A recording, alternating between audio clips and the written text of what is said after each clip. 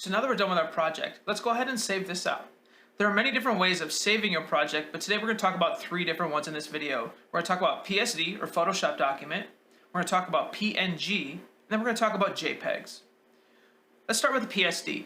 A PSD, or a Photoshop document, basically saves all of your layers as they are. They save your changes, they save your masks, everything. You can always reopen that in Photoshop to make changes in the future.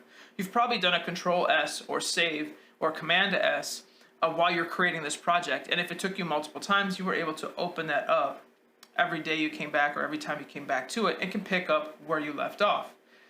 That's the great thing about a Photoshop document or PSD. The downside is only Photoshop can read that document, or of course only Adobe products, so you could read it in Premiere or After Effects later, but those are the only programs that can read it.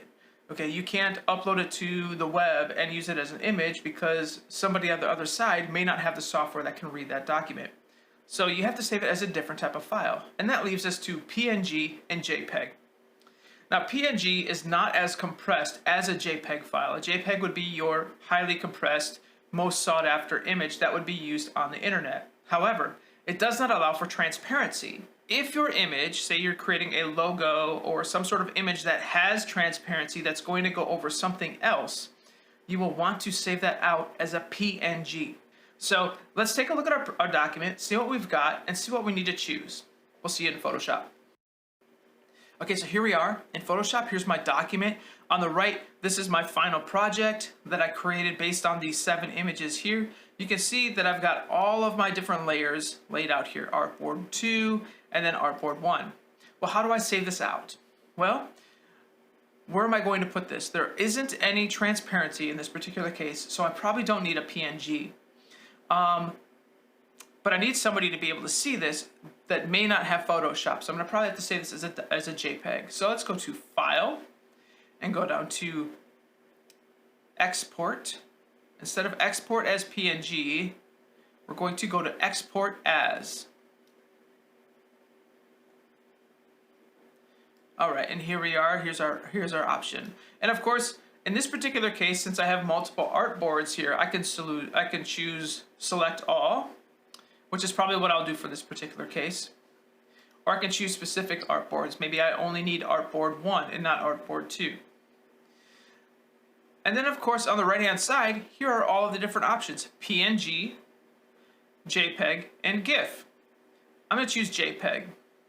Quality. I'm going to leave quality. That's fine. This is going to go to like Google Docs or someplace where someone can view it real quickly. We don't need to send this to a high resolution for print at this moment. You can also adjust the image size. So right now I'm 4800 by 7200 pixels. Let's go ahead and scale this down to say 50%. And that will also help save on space. That's important if you're uploading for the web, which you would probably do a save for web instead of this format if that were the case. But for now, I'm just going to go ahead and scale this by 50%. Bicubic, automatic, that's totally fine for now. This is where I can add copyright and contact information. So if I want to add a copyright to this, I could. And then I would click Export. So where do you want to save this to? You'd go ahead and choose a spot on your hard drive and then save it out as your JPEG. Same process for the PNG as well. And there you go. You just created your first project in Photoshop. If you found this tutorial helpful, go ahead and hit that like button down below. And while you're there, hit the subscribe button and stay tuned for other projects coming your way in Adobe Photoshop, Premiere, and even After Effects. Until next time, keep creating.